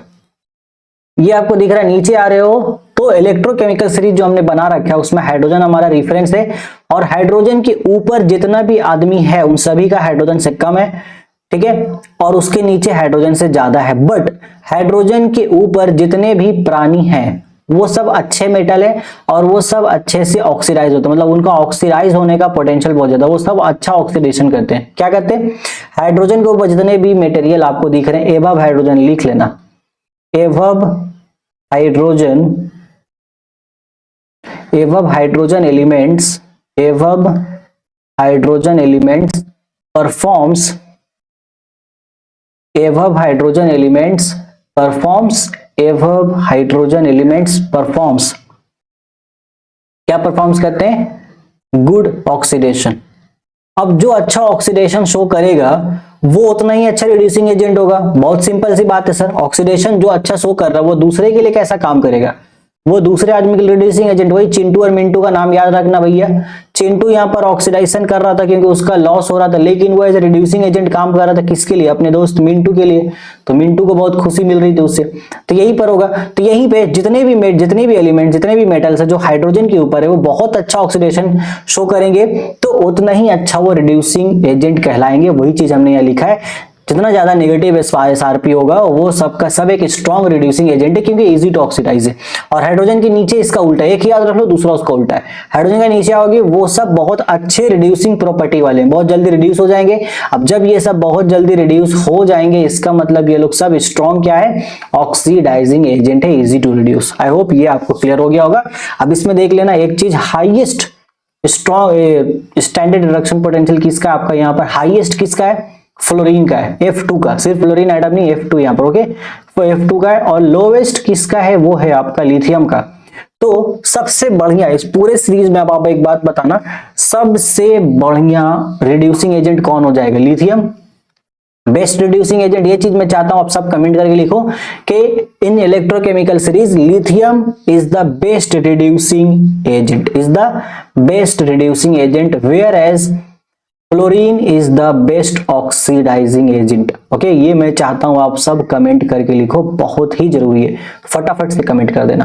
ओके, इसके बाद तो अंडरस्टैंडिंग ट्रेंड्स तो वो तो हमने बता ही दिया आपको, ये और अच्छे से लिखा हमने, देखो कुछ रूल्स भी बना रखे हैं। A metal with lower SRP can displace a metal with higher SRP, ये बहुत सिंपल है, ठीक है। जिसका कम रिडक्शन पोटेंशियल होगा वो हायर वाले को रिप्लेस कर देगा। इसका एक और मतलब भी होता है भाई, ये हाइड्रोजन है, ठीक है, ये रिप्लेस कर देगा। मान लो जैसे अगर मेरे पास इस तरीके जैसे कि KCl आ जाता है और NaCl आ जाता है, अब इन दोनों में अगर हम यहाँ पे कुछ गौर करना चाहेंगे, कौन किसको रिप्लेस करेगा, सोडियम या पोटाशियम, ठीक है। तो अगर हम ऊपर देखेंगे, सोडियम ऊपर आ रहा है, मतलब उसका रिडक्शन पोटेंशियल कम है, नीचे सोडियम उसका ज्यादा है, तो जिसका कम होता है वो ज्यादा वाले को रिप्लेस कर देगा। तो इसमें क्या करेगा, सोडियम जो है ना, इस केस में इसको रिप्लेस कर सकता है। तो यहाँ पर अगर मेरे पास सोडियम है तो वो सोडियम आ जाएगा, यहाँ KCl बना लेगा और सोडियम यहाँ से निकाल देगा इस Cl से, NaCl में से, खत्म, यही चीज है बस। जिंक वाले का याद रखना भाई, इसलिए जिंक कॉपर को डिस्प्लेस कर देता है गैल्वेनिक सेल में, क्योंकि जिंक का 0.76 है, जबकि कॉपर का हमारा यहाँ पर प्लस 0.34 क्योंकि कम है उससे। क्लियरिटी मिल गई, ओके। इसके बाद तो हमारे पास ये वाले, जैसे मैंने बताया आपको, ये हमारा फॉर्मूला दिया रहता है एनसीईआरटी का। अगर आपको EMF निकालना है, मतलब पूरे सेल का इलेक्ट्रोड सेल निकालना, ठीक है, कैलकुलेटिंग EMF, तो ये हमारा होता है इलेक्ट्रोड पोटेंशियल ऑफ कैथोड जिसको हम R बोलते हैं, इलेक्ट्रोड पोटेंशियल ऑफ एनोड जिसको हम L बोलते हैं। ये एनसीईआरटी के अकॉर्डिंग है, राइट माइनस लेफ्ट करना आपको। तो राइट में कौन होता है, कैथोड होता है, और लेफ्ट में कौन होता है, एनोड। ये आपको गार्ड बांध के याद रखना है। तो कैथोड वाला हमारा हायर एसआरपी होगा, वो पॉजिटिव में आएगा, रिडक्शन ऑकर होता है यहाँ पर, क्योंकि कैथोड में क्या होता है, रिडक्शन। तो कैथोड में आपको हमेशा ज्यादा मिलेगा, इसलिए हमने राइट माइनस लेफ्ट किया इसको। और एनोड में क्या होगा, लोअर एसआरपी, तो इसमें हमेशा ऑक्सीडेशन होगा, तो ये छोटा वैल्यू मिलेगा। ये याद रखना, note always use standard reduction potential, हमेशा आपको स्टैंडर्ड रिडक्शन पोटेंशियल ही यूज करना है हमेशा। और कुछ एग्जांपल्स देखते हैं, आपको चीजें यहाँ पर और समझ में आ जाएंगी। अच्छा, अभी एग्जांपल्स हम देखेंगे, कुछ क्वेश्चन से, मैं क्वेश्चन से भी नहीं है, क्वेश्चंस के लिए हम और आपको टाइम देंगे, कराएंगे यहाँ पर। अच्छा ठीक है, एक क्वेश्चन यहाँ पे देख लेते हैं, ये बड़ा मजा है, पहले उसके बाद वो देखेंगे। तो देखो क्वेश्चन क्या है, कंसिडर स्टैंडर्ड इलेक्ट्रोड पोटेंशियल कि Sn हमारे पास, वो 2 इलेक्ट्रॉन लॉस करके Sn बना रहा है। इसको देखो 0.14 वोल्ट आपको दे दिया गया, Fe आपका ये दे दिया गया। अब बोला predict the cell reaction potential for the spontaneous reaction. अभी वो बोला फिलहाल स्पॉन्टेनियस रिएक्शन को गोली मारेंगे हम, पहले अभी ये देखते हैं कि इसका इलेक्ट्रोड पोटेंशियल कितना होगा पूरे सेल का। तो आइडेंटिफाई करना हायर एसआरपी किसका होगा, जहां पे रिडक्शन हो रहा होगा वहां पे हायर एसआरपी होगा। रिडक्शन यहाँ पे किसका हो रहा है भाई, जो हमारा Sn2+ है वही तो इलेक्ट्रॉन गेन कर रहा है, इसका मतलब ये रिडक्शन हो रहा है। ठीक है, तो इसका हमें कितना दिया, ये हमने लिख लिया Sn2+, ओके, 2 इलेक्ट्रॉन उसने गेन किया तो उसका रिडक्शन हो रहा है, ये ठीक है। और यहाँ पर ये साइड नीचे मैंने उल्टा लिख दिया है, ठीक है, क्योंकि यहाँ पर आइडेंटिफाई एसआरपी लिखा है ना हमने, तो ये नहीं होगा। Fe3+ से Fe2+ जा रहा है ये तो, अच्छा हाँ ये भी रिडक्शन ही, अच्छा दोनों का वही हो रहा है भाई। ओके ओके ओके ओके ठीक है, Fe3+ ने एक इलेक्ट्रॉन गेन किया और वो चला गया आपका Fe2+ पे, दोनों का रिडक्शन ही हुआ है। यहाँ पर Sn2+ 2 इलेक्ट्रॉन पे गया, वो उसका भी रिडक्शन ही हो रहा है। ठीक है, हाँ तो यहाँ पर आपको सवाल में आप गिवन है, अगर आपको नहीं गिरा, आपको दोनों को क्या लेना है, इलेक्ट्रो आपको वही लेके कंसिडर करना है कि भाई दोनों का अपना स्टैंडर्ड इलेक्ट्रोड पोटेंशियल हम कंसिडर करेंगे।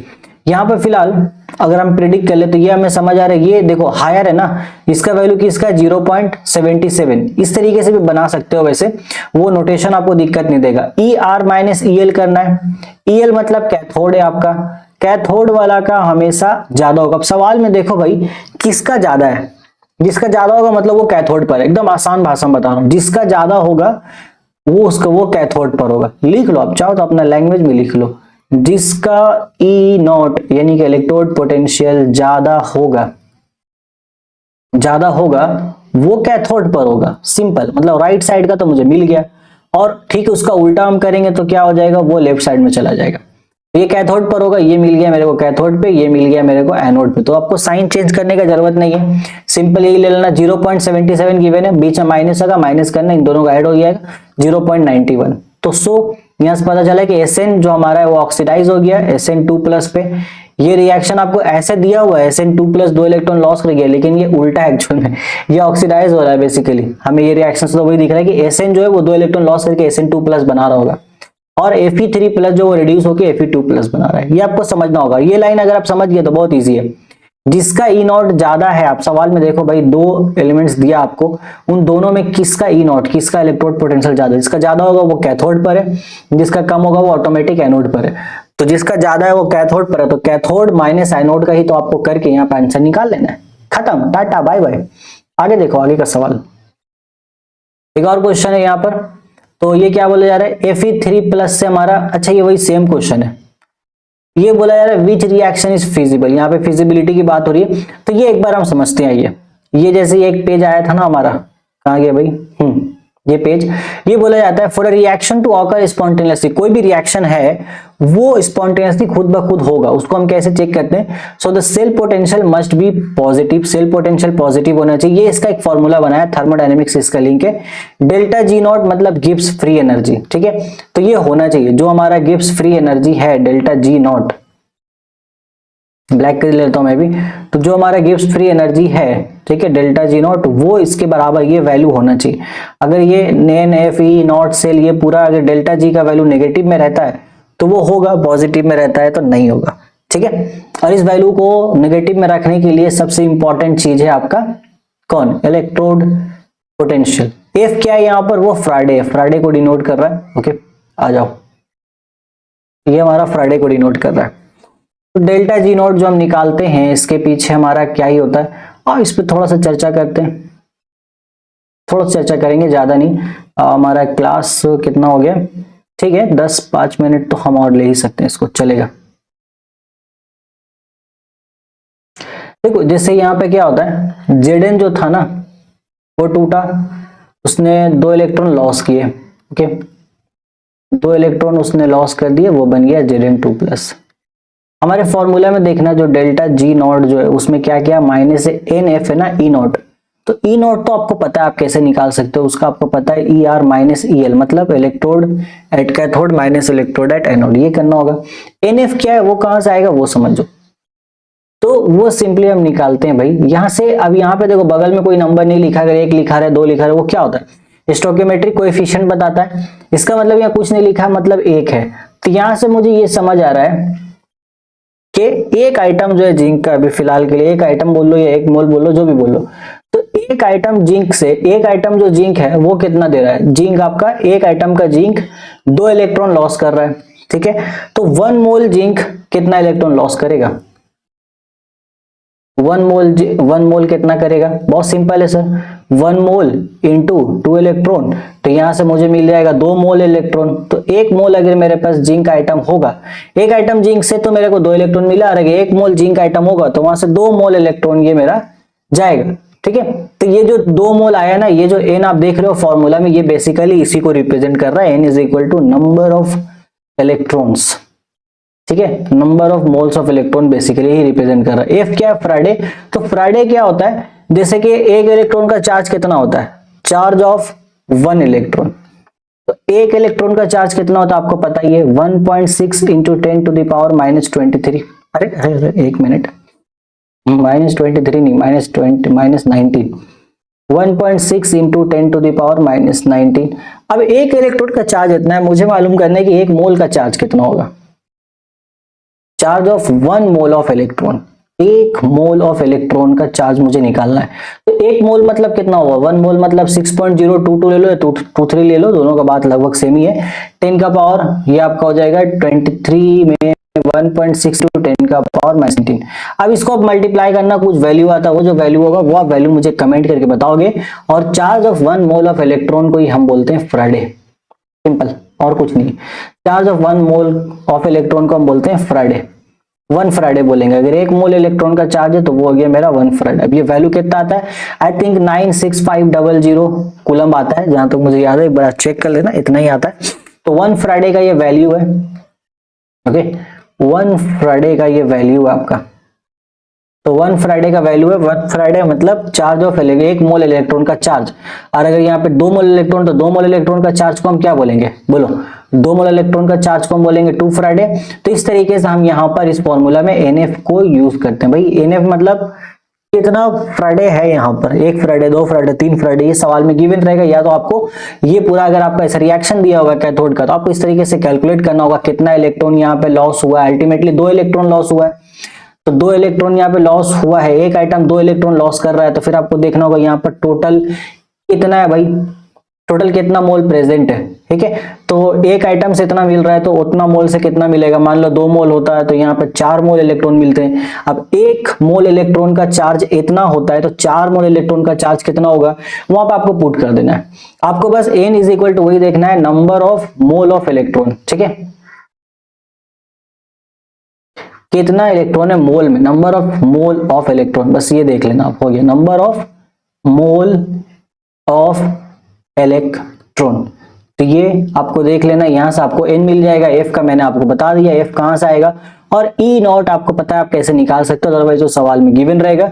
इन सब चीजों को जब हम पुट करेंगे, अगर उसका वैल्यू नेगेटिव आ जाता है तो हम बोलेंगे यस ये रिएक्शन हमारा फिजिबल है, वो होगा।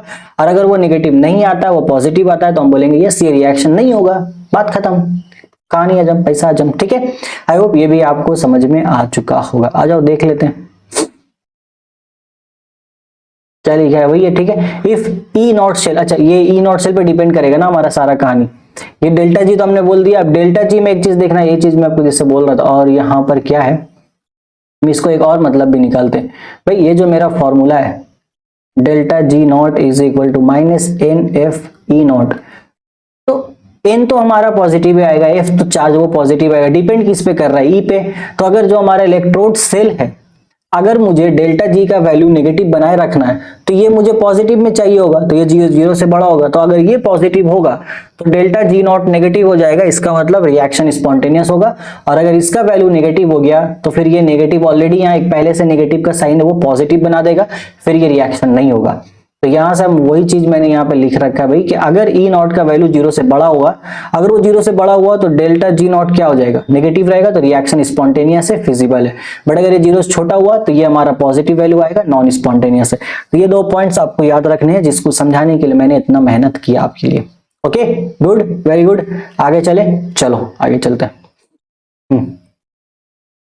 इसका एक छोटा सा टॉपिक कर लेते हैं, इसके बाद हम खत्म कर देंगे। नर्स्ट इक्वेशन हम नेक्स्ट क्लास में स्टार्ट करेंगे। ये देखना, फैक्टर्स अफेक्टिंग इलेक्ट्रोड पोटेंशियल। जो इलेक्ट्रोड पोटेंशियल हमने पढ़ा वो किन किन चीजों पे डिपेंड करेगा। तो पहला नेचर ऑफ इलेक्ट्रोड पे डिपेंड करेगा, दूसरा प्रेशर ऑफ 4 गैस जो मैं बता चुका हूँ, फिर भी देख लो इसको। तीसरा कंसंट्रेशन ऑफ आयंस, चौथा टेम्परेचर। इसलिए हमने कंसंट्रेशन यहाँ पे क्या किया, 1 मोलर फिक्स किया है, टेम्परेचर हमने इसको फिक्स किया है, ठीक है।